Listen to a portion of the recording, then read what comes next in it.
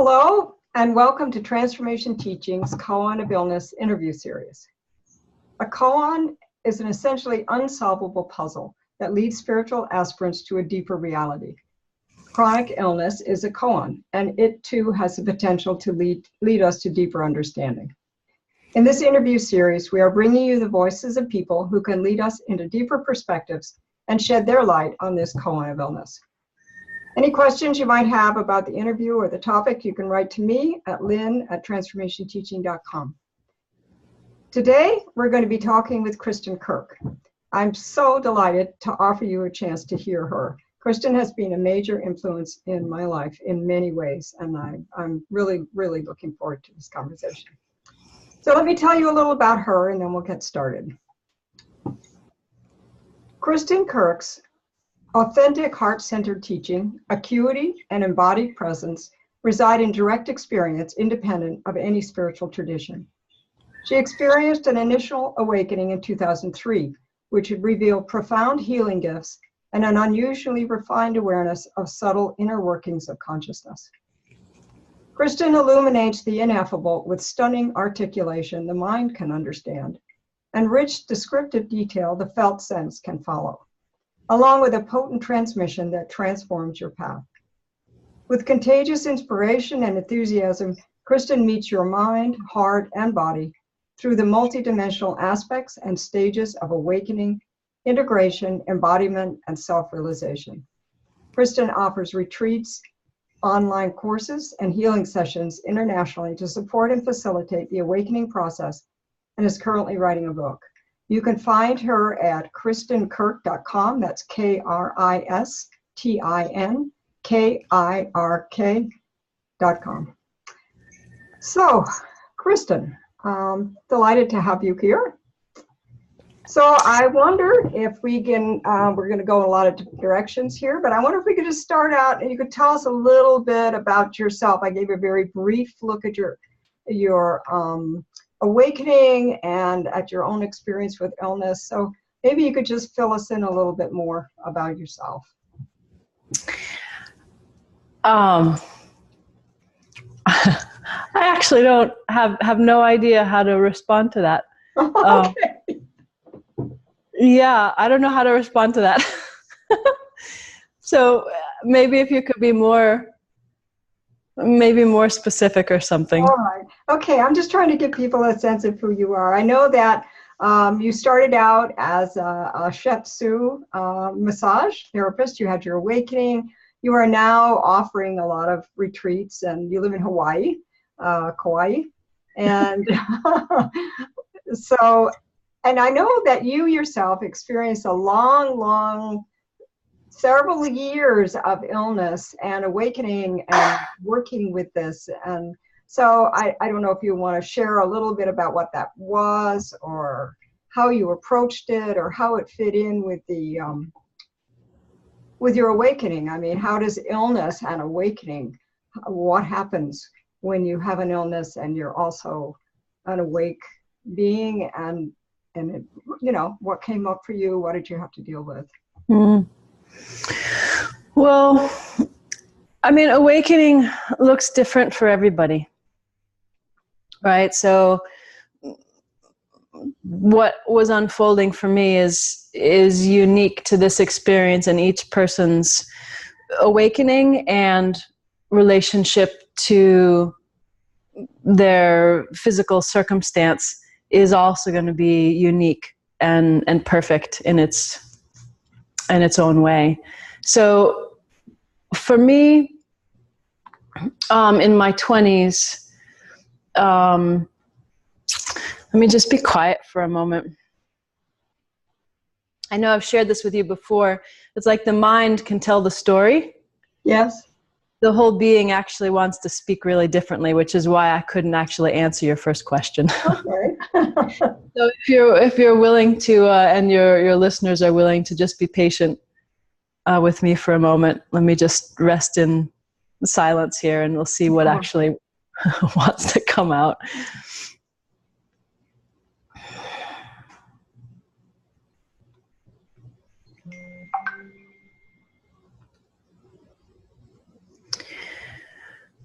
Well, what's predominant here in this moment is my heart, and this deep message of love and compassion for everyone dealing with intense chronic health issues.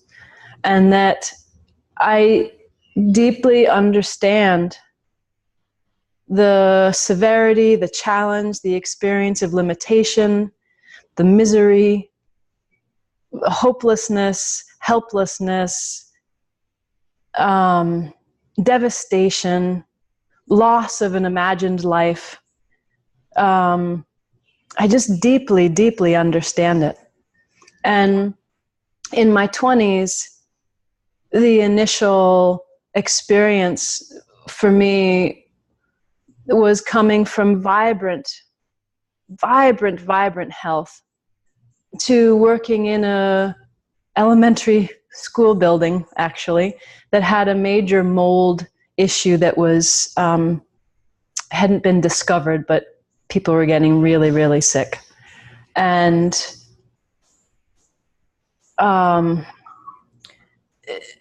because it was only women that were getting sick, and there was a whole thing of people being hysterical and saying that it wasn't happening and there was no problem and it was being imagined. And it wasn't until a bunch of male, hardy, strong workers came and ripped up a rug and got sick and had to get rushed to the hospital that they realized there was actually a toxic mold problem. So I'd been breathing this day after day, getting sicker and sicker. Again, in my 20s, coming from vibrant health. And I only was staying there because I needed my health insurance, and I only needed my health insurance because I was working there. So anyway, the beginning in my 20s started with multiple chemical sensitivity, and I couldn't open phone books. I couldn't wear new clothes. I couldn't be in places that had fresh paint, even of, 6 months ago, new carpets still of a year ago. I couldn't tolerate any of it. So that was an intense beginning, and that lasted for about 7 years. And that was all before my awakening, what I'm calling the initial awakening. Let me just be quiet for a moment. Well, maybe I'll share a little bit more, just briefly, of the experience, just to help people understand that I understand. Yeah. So, I was sleeping 14 hours, barely making it to go work, working, coming home, sleeping, eating. And it was,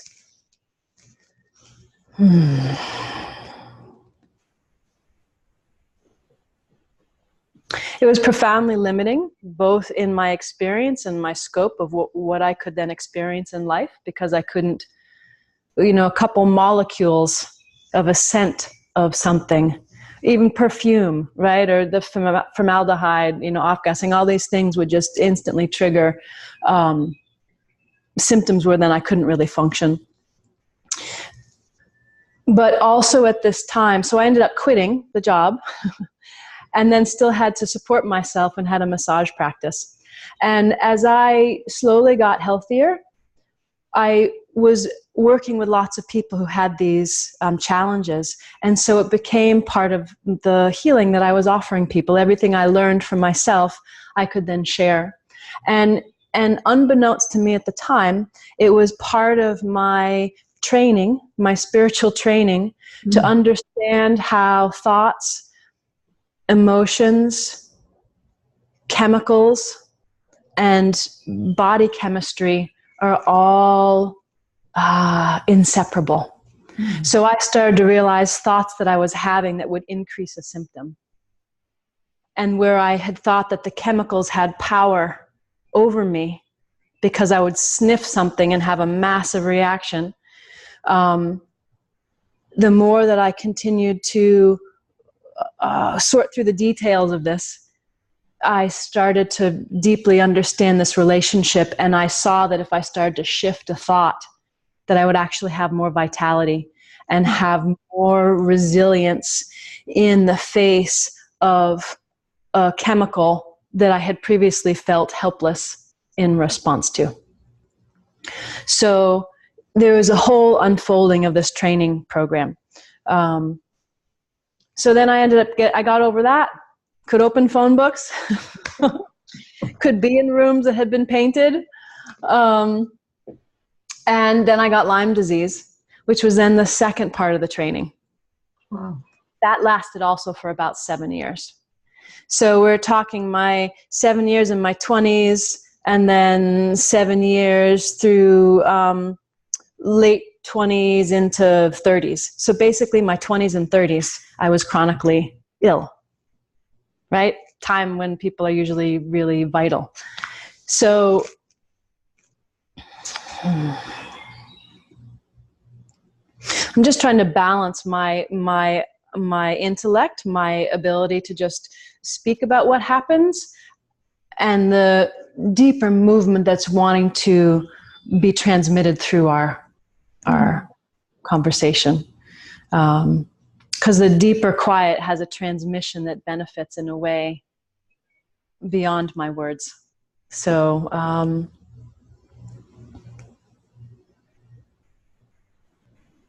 so that first phase was understanding, as I was saying, the psychology, the emotions, chemistry, and biochemistry.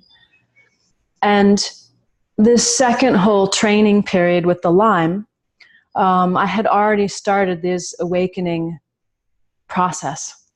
And so for me in that awakening, there was access to past life experience and karma. And so the whole next phase with the Lyme disease was opening through the layers of karma and the perfection of the experiences that I was having. Mm-hmm.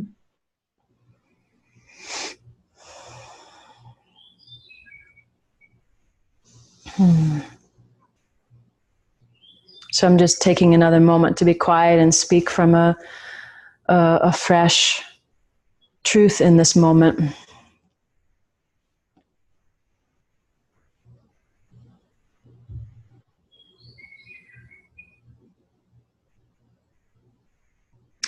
So the Lyme disease was more debilitating, and there are multiple elements of the training program, divine spiritual training program in it.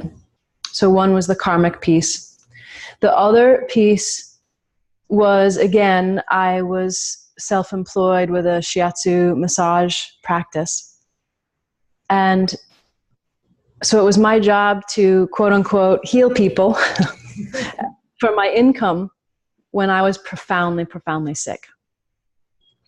And no one wants to get a massage from someone who's really sick because they want you to go home and take care of yourself.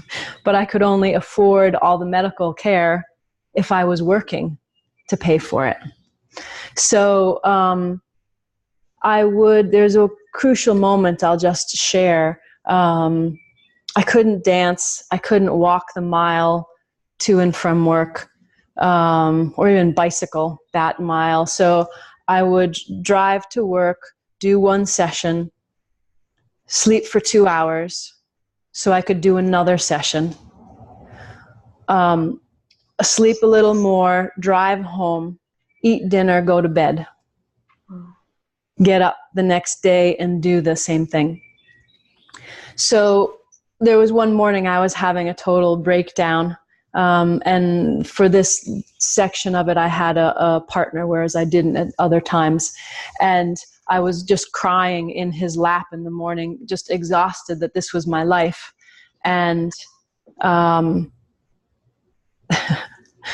and a half hour later, I was in my office looking bright and professional and cheery, and my client came in and put their head in my lap and started crying about the miserableness of what was happening for them. And it was in that moment that I realized it was all the universe. And it was all the universe just providing whatever was needed in each moment. And we swap roles all the time. There's this deep, deep learning that was happening. There was another piece of recognition of endurance, that daily challenges in this way require endurance, and endurance in a certain way is enlightenment. It's sustained. And so I could also reframe things, that the challenges were beautiful, the challenges were supported. It was supporting enlightenment.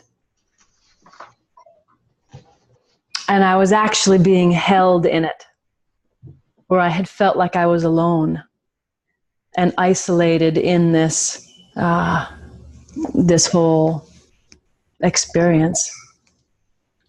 There's another core piece in that moment where I had felt like I wasn't enough, which is part of a core theme that had been unraveling into a deeper truth.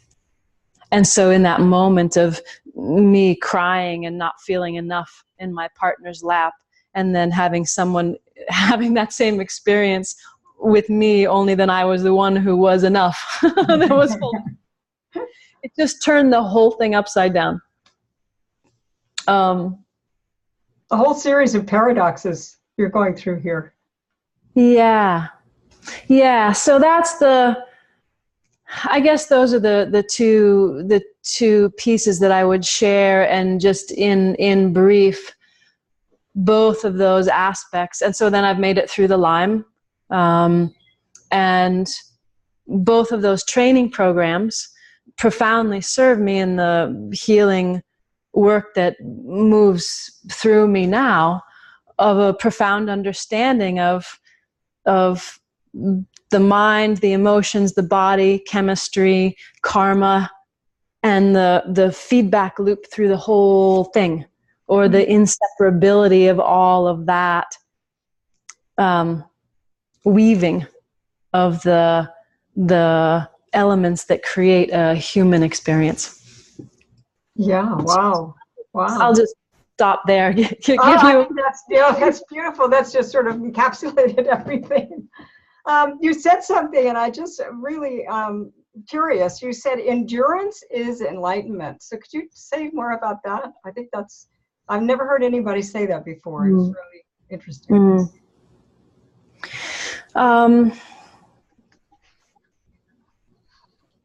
Well, my experience of, I can also share a story of a client who has passed, and she had debilitating headaches where she couldn't work for years, and they were extreme.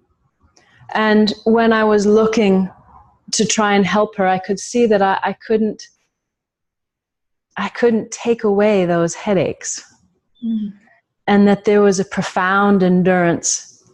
She was on the, PhD level, spiritual level program, and wanting to be able to work in another dimension after, like this life was supporting her being able to be fully present with intense pain on a large scale. So she's going to be moving into a larger energetic support for consciousness, in her evolutionary track. And this life was designed to support that. And so the endurance was staying steady, staying steady, staying steady. Can you be with that and be with that and be with that and be with that and be with that and be with that? Right? When we meditate, our minds often go off on all sorts of thought And then it takes a while to perhaps then sit and rest and sustain attention as nothing, no thought. Resting is that. Right? So the practice of endurance is the same thing of staying steady each moment. It doesn't let up. So sometimes in our illnesses, we do get breaks and things do let up. And we get a little breather and then it comes back, or we're then in that training program again. And then other people don't have that let up. They don't have a break. Or the break it comes in different forms that may not be recognized. Mm-hmm. So that's what I mean. It's like a practice of sustaining presence with something, and pain gets our attention. Yeah, that's beautiful. That's a really beautiful way of looking at some of these really torturous situations that people undergo. That it is training, and you paint such a vast picture that any one illness or any one person in this picture, we really have no idea, most of us anyway, why someone would be ill, or what the purpose of that illness was, or what is it serving, or, you know, is it something like the chemical sensitivities that working with thought and experience is going to change, or like this woman's headaches that are actually not going to change but our training. So it makes me think people are so ready to give a pat answer to why someone is ill or what they should do. And the picture you're painting is we really don't know. I mean, in some sense, we just have to respect each person's experience for what it is. Yeah, well, yes. And I think, I mean, sometimes we're not supposed to know, because knowing would alter the experience, and the experience is being crafted expertly for a particular unfoldment, a particular learning, a particular resolution, which one may not see until one is reviewing their life after the life is complete. Sometimes we do get to know.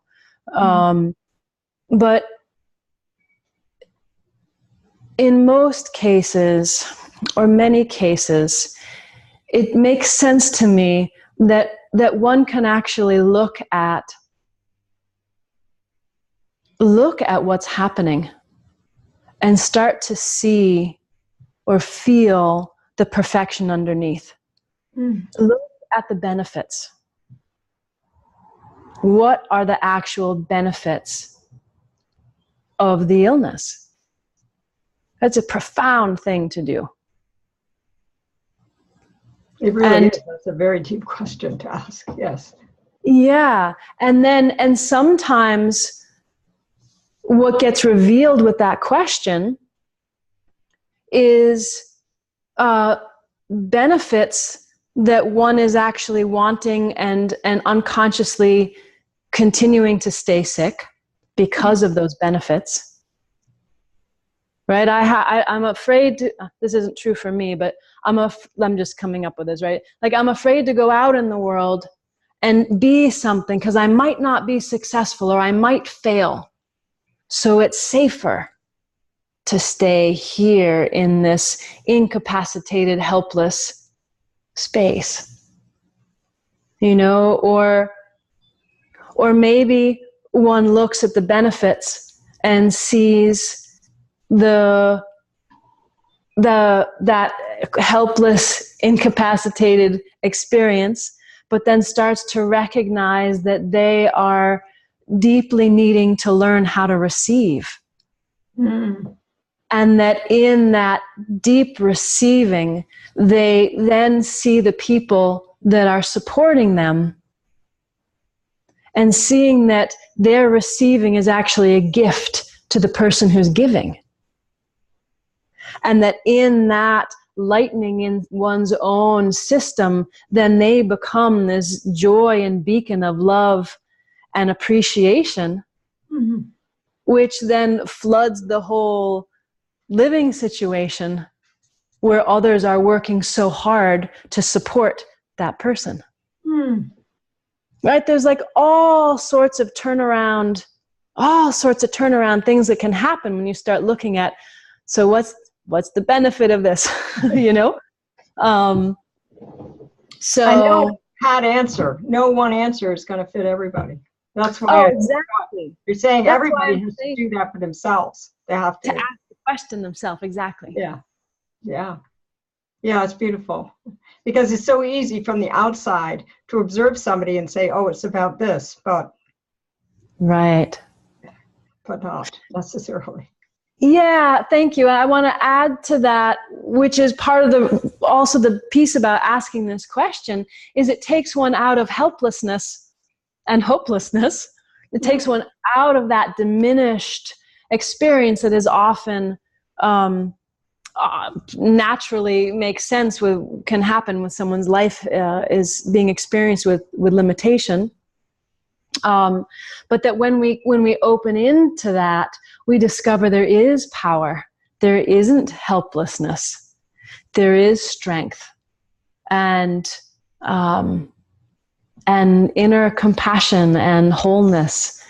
And when we meet a situation from that deep place,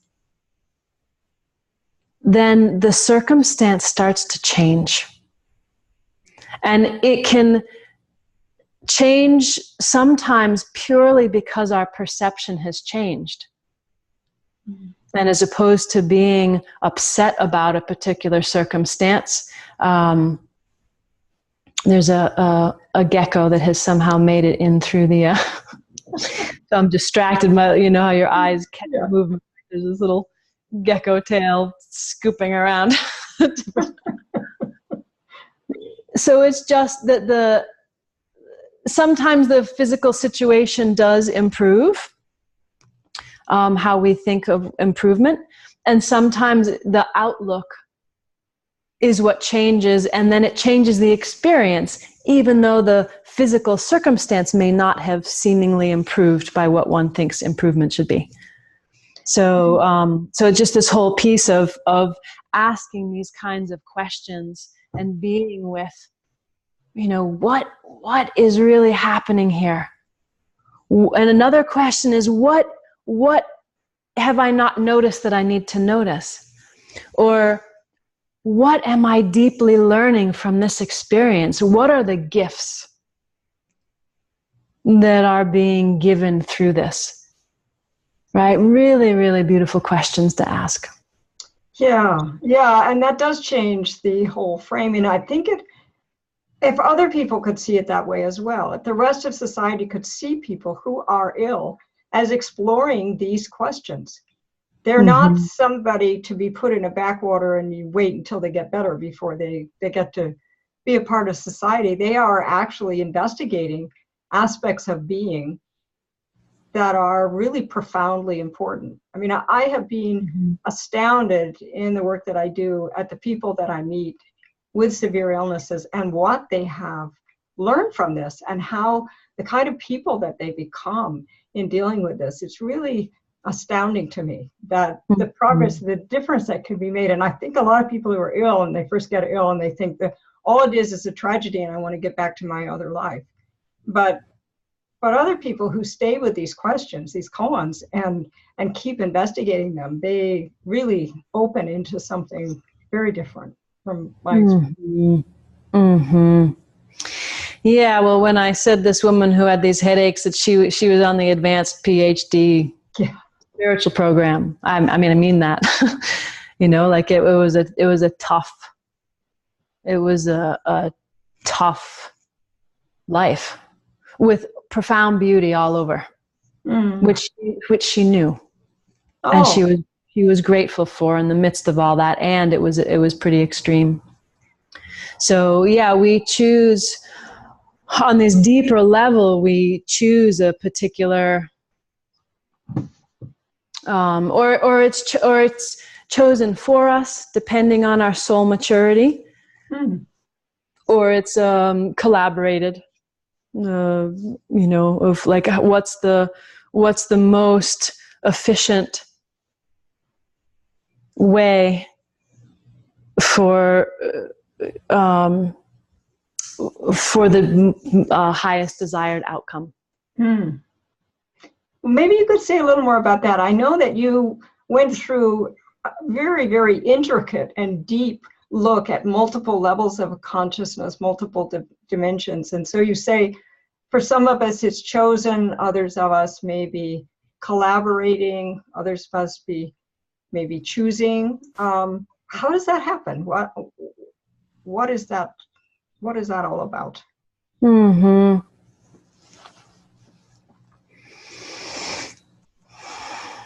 Well,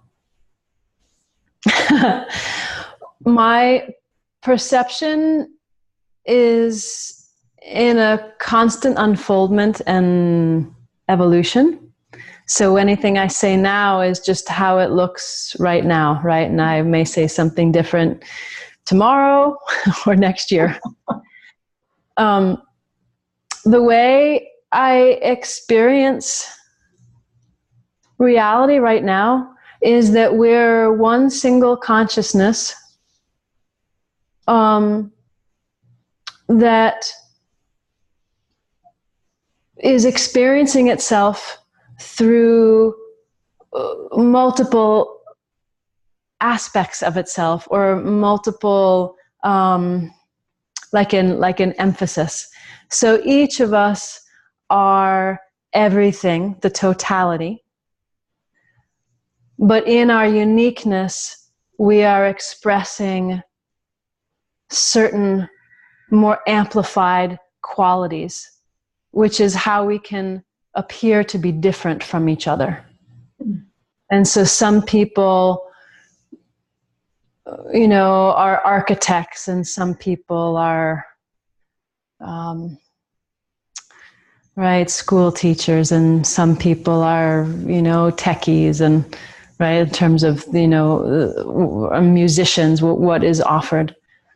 And that my experience is that in this emphasis, this emphasis allows one single consciousness to explore itself in greater detail. And so, like if we just use spiritual teachers as an example, like some you hang out with and they just feel like love. You just hang out with them and you're just basking in this love. And other spiritual teachers have a really strong, sharp kind of discipline, or not this, not that, not this, not that, like a and part of the emphasis here is this field of transformation. And love is here, directness is here, softness is here, but the emphasis is this transformation. And someone emanating love, there can be softness or firmness, and love is transformative. Right? So we're the whole thing, but we get to, the gift the universe has given itself is us. Right? It has gifted itself in this multidimensional gorgeousness to taste itself and experience itself in all of its flavors. And in this, I'm going to be quiet for a moment. And so it's like a feedback loop. All of our experiences and wisdom, our oneness, getting to experience itself. And in that uniqueness, we craft different experiences to greater refine and articulate those unique flavors. So far, to me, it appears that there is a movement of evolution, and that evolution is really just a polishing. I'll often say one shade of yellow becoming 10,000 shades of yellow. Yellow is perfect as it is, and in its self-exploration, it can start to have greater refinement. And that perhaps we could also then call that evolution. And that souls, as a lens of our singular nature, as individuated lenses of our one singular nature, in this evolutionary process have different phases and stages of maturing. And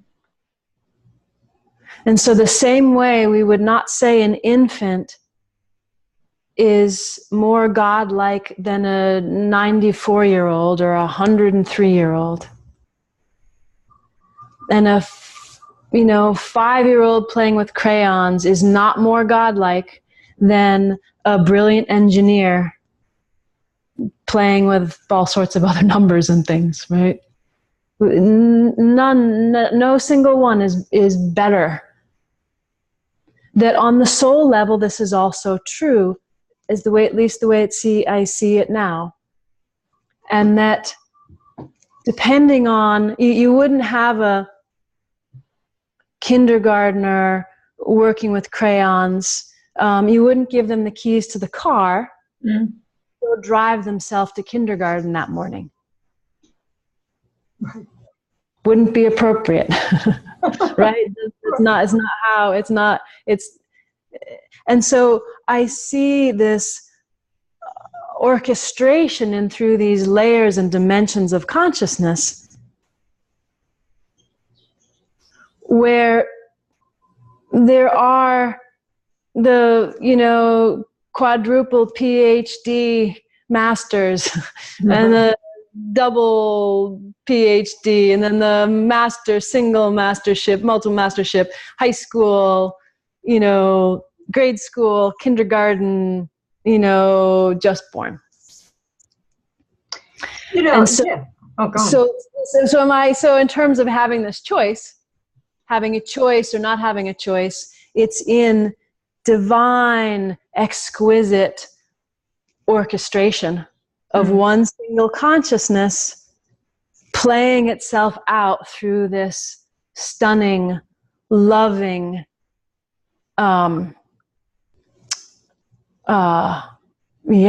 gorgeous, held reality unfolding. Yeah, I was thinking about evolution the other day, and I was thinking how we think of it as going somewhere, as linear. And I was thinking, it's really, it just seemed to me, it's like a million flowers blooming, that each one is actually opening to more and more options of itself, like yellow. Instead of, we are going to get there, we're going to get to high school, and then we're going to get to the PhD and so on. So is that more like what you're seeing there? Yeah. So one of the things that is so awesome about these multiple lenses is that things look different depending on your vantage point. The same way if you looked at a city from the sidewalk, a building, an airplane, or, outer space, you're going to have a different perspective. So both of what we're sharing are equally true, right? That we can look at this seemingly linear progression, but we can also then open to a lens where everything is just now. And then we can rest with all that's happening is a blooming. And then we can rest where even the blooming is a dream. And that it is all stunning perfection. And one perspective is not more godlike than another perspective. Right? It's just the lens from which we're perceiving and integrating and resting in and as and within. Mm-hmm.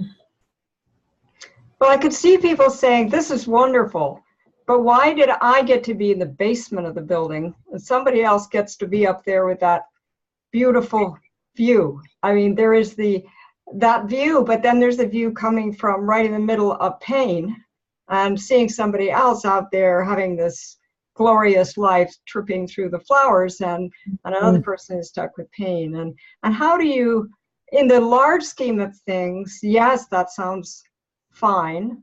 Somebody has to do it. But why me? Why now? And how do I live with that? That's right now for me. Mm-hmm.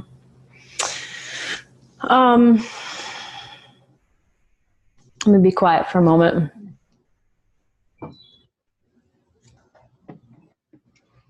Well, I can see saying why me, why now from like a place of pity. And I can see why me, why now from a place of open, honest curiosity. Mm. So, and I have experienced both. Mm. So, so if I'm coming from the former, the why me, why now, feeling terrible, then I would also open to those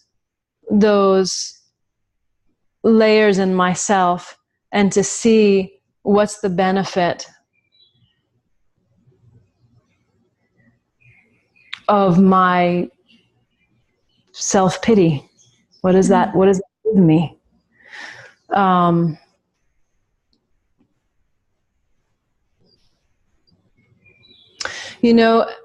And this actually just came up a couple days ago.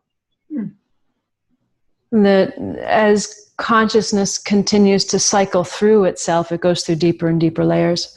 And I hadn't felt self-pity for, I don't know, years, decades. And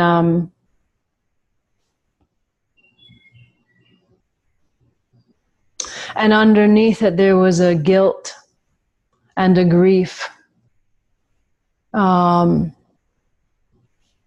that was related to like eons and eons and eons ago from a much larger lens of consciousness. It was a misinterpretation about reality that got interpreted with a self-blame and then guilt, and then turned into a self-pity of not being able to make a change. There's a whole cascade. Yeah. Right? So that's what I'm wanting to get to, is like these storylines have a cascade, and you can follow the cascade back, like to surrender through those layers to the deeper source of it. And then that's when things open and reality changes.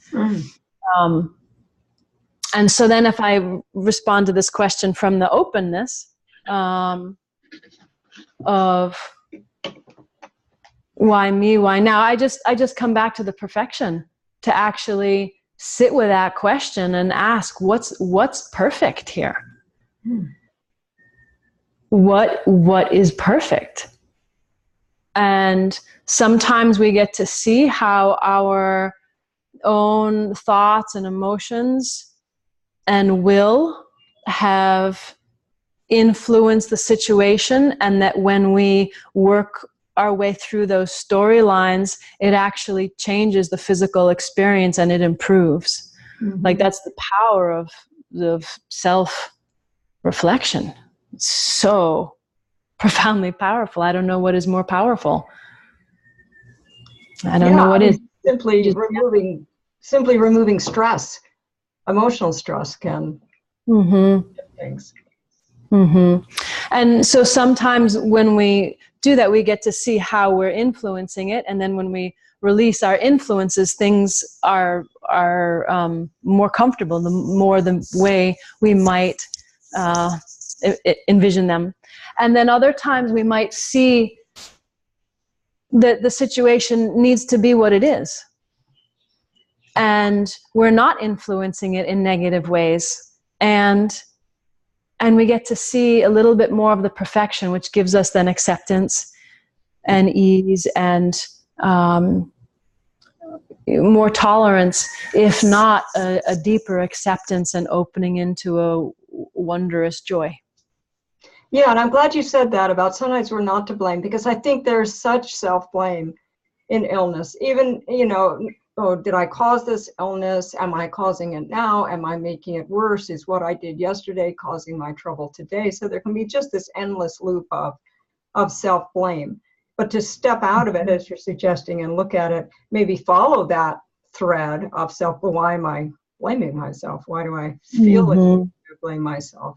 One way, but another one is just to stop and say, there could be so many reasons for this that I can't immediately jump to that one. Yeah, and I'm not talking about blaming oneself. I'm talking about empowering oneself.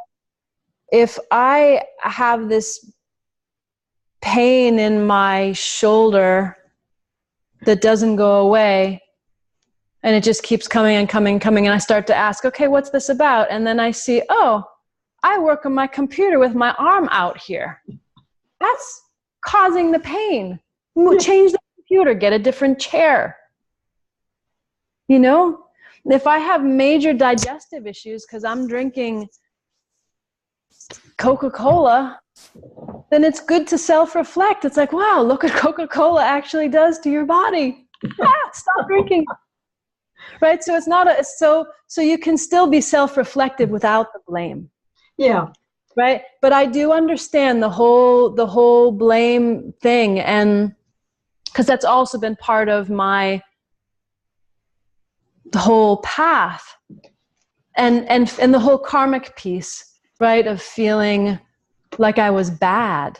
And then start to see lifetimes where, I created a lot of suffering for people, leading armies, killing people. And then there's the whole flip side, experiencing the other side of that too. And so for me in the awakening path, there is a need to surrender through everything.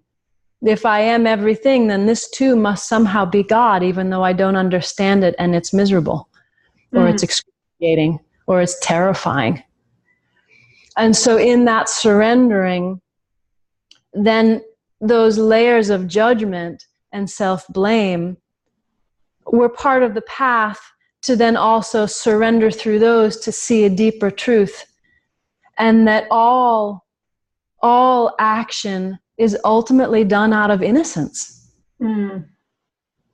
Even the most horrifying things, if you track it back far enough, there's innocence.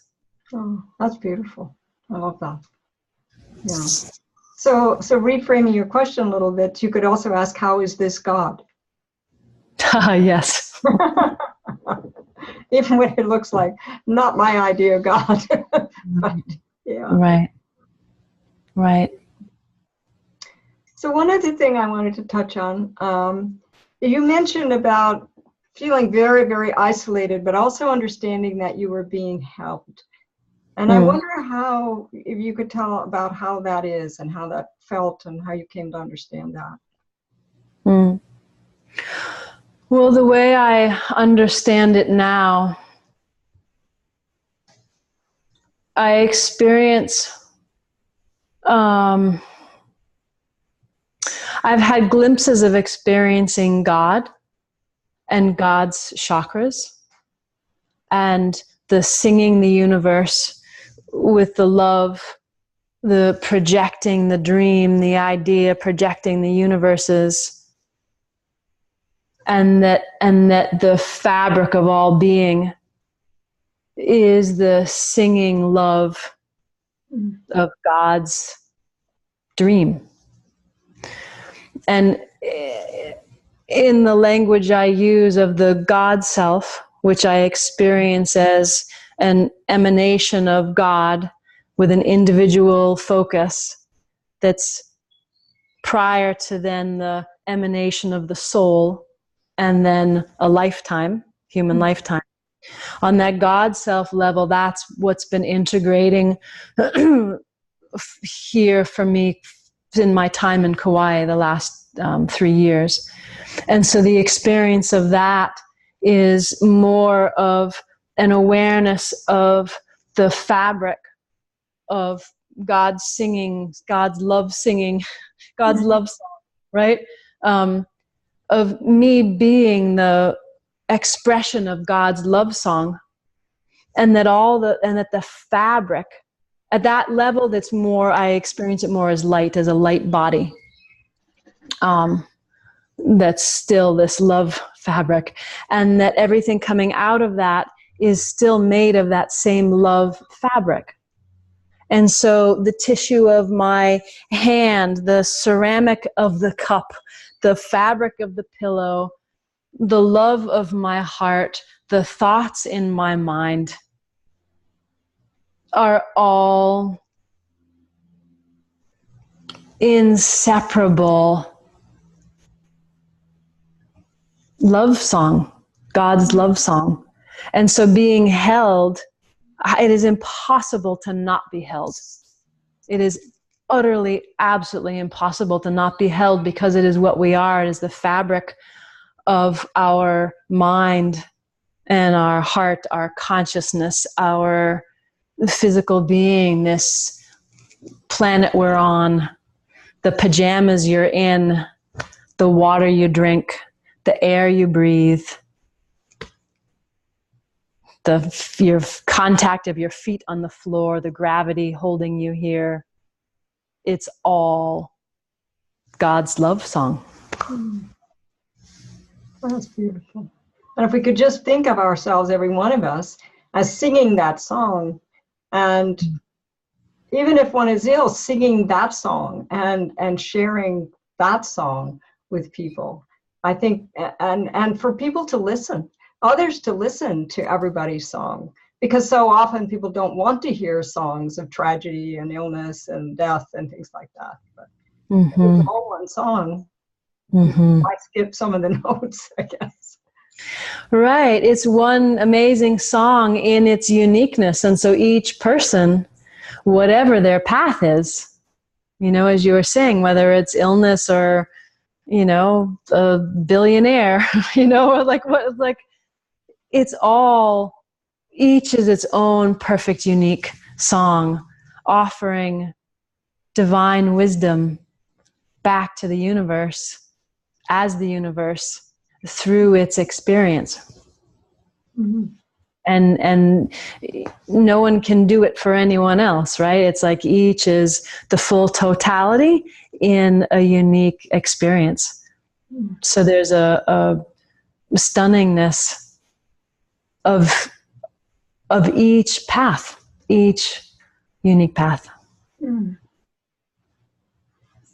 that makes me think too about illness as a path toward awakening. That I don't know if it's true. You said there's some PhD programs, and it seems to me that illness can be an accelerator of consciousness. It can be, I suppose it can be both. It can go the other direction. But a lot of people, for me, it seems to me that it's a real path. In your own path, you went through these 2 7-year periods of illness that taught you so much. And I wonder sometimes if people didn't have that, get your attention, illness gets your attention. If you didn't have that, you can just, wander off to the latest movie or gets distracted in something else. But when you've got pain, or you've got some multiple chemical sensitivities or something, you can't do that.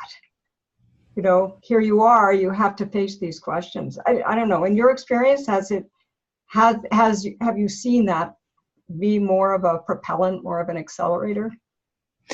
No, I mean, I don't have enough of a breadth of experience of different categories to make that conclusion, but I've seen people who are ill who are not interested in awakening, and people who are not ill who are interested in awakening. You know, I mean, I think it's in each case, there's a perfection in our unfolding, and that that there's a perfection in it. So if one is having a intense illness, that it's crafted expertly. And if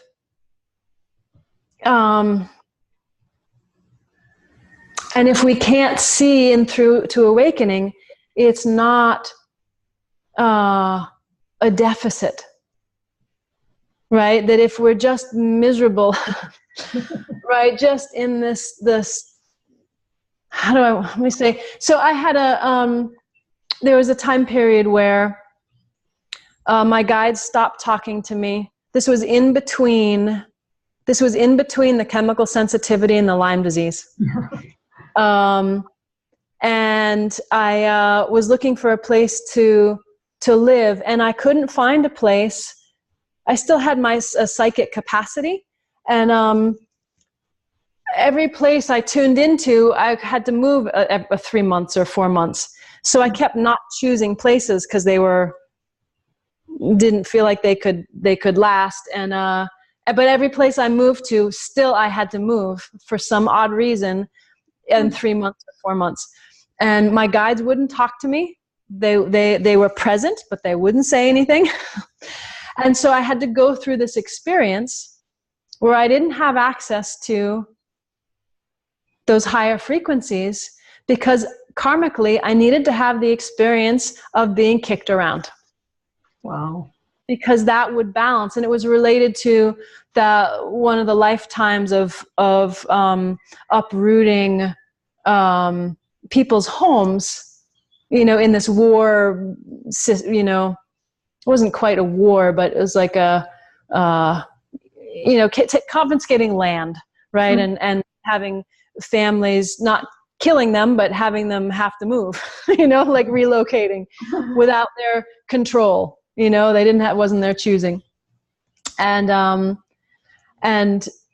so when the whole thing passed, then the realization came. I saw I couldn't have had the karmic balancing had I known.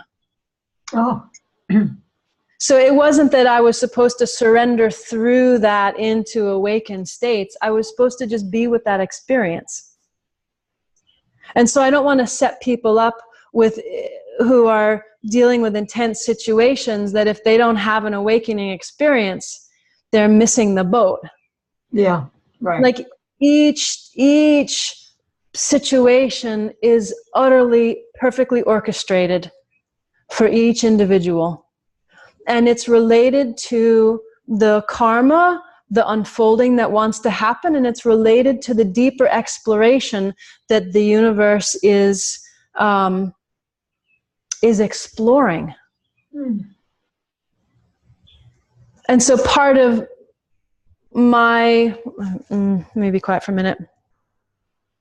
Well, without going back into the detail, right, the unfolding that happened here was the perfect training ground for this expression to then be able to offer the healing work that comes forward now. There's a deep understanding, and the training program was being it, live it, know it, taste it, eat it, breathe it, experience it, surrender through it. Right? Someone else's experience, like this woman with the headaches, it wasn't about awakening for her. It was about staying steady, being the ground of her experience and meeting it and discovering love and joy and support and an enjoyment of life where she could in the midst of it. That was the lesson. So,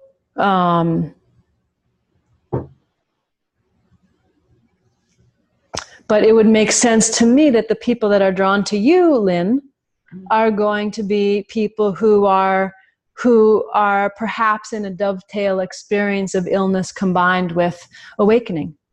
Because this is exactly what you're interested in and speaking about in your life has orchestrated itself in a way for you to be able to speak to this with clarity and wisdom and insight, curiosity, interest, and a deep love and desire and movements for service to help others through these challenges, because it can be profoundly, profoundly challenging and profoundly confusing and mysterious. Yes. Oh, thank you. Thank you. Yeah. Yeah, it is true. I mean, I often wonder why I ended up where I ended up, but it seems inevitable. When you go back over your life, how did I end up anywhere else than where I am right now? So, right. Yeah. So, I love what you've done here by offering so many different ways to go into this question. There's so many questions to ask. There's so many ways to hold this. And I just hope that people take that away, that they see that there is no one answer for them. There's no one answer for other people. There's no one way to see what's happening. It's so individual. It's so beautiful. I just feel like you painted us this giant picture of all these, well, I want to use the bloom thing again, all these different flowers blooming here. So I hope people see themselves that way. So I don't know if there's anything you'd like to close with or anything you'd like to say to people or. No, I mean, that feels complete. Just feels beautiful, just bringing it back to you and what you're offering and the perfection of our lives for each of us to offer the gifts and the service that we offer, and that each path is perfect. Thank you. Thank you. So, well, if anybody is interested in exploring these questions further, you can find me on my website and sign up for the next course. We have a really beautiful group of people moving along together. So thank you, Kristin. And anybody who's interested in Kristin, I've been on some of Kristin's retreats, and they are absolutely, I don't even know, I don't have a word. I don't want to say amazing or mind-blowing, but they are so profound and so meaningful. And and being with Kristin is, as you can probably see, just a delight. So I hope you all follow up with her too. I would also add that I, have these, usually they're once a month, these monthly live streams, because you don't have to travel, and if you can't actually be watching the live stream, I can still include people remotely so that you can be sick in bed somewhere and have someone else, sign you up. Yeah. And I can still see people and work with them in the live stream session. So and they're only $35 usually, so that it's an affordable way. It was one of the things that was really important to me, was to make sure that there was still access to me in an affordable way, right? Because some of the retreats involve travel, flying to Kauai. They're expensive houses that I rent, right, for these retreats. So the retreats are more expensive, but that you don't have to have to be able to afford, those kind of resources to be able to work with me, that I have these really affordable live stream sessions, generally once a month. Yes, and I could say that, Kristin really does hold each person in consciousness. You are really fully present when she does that. So it's not just a sign up and sit there kind of thing at all. Okay, well, thank you, Kristin. It's been so nice talking to you, and I just can't wait to put this out so that everybody can hear it. Oh, sweet. Well, thank you so much. It's a total delight just to share and to support you in your work, and you're reaching people who really, really could use your, the wisdom and beauty that you're offering. So thank you so much for doing what you do. Thank you. Thank you, Kristin.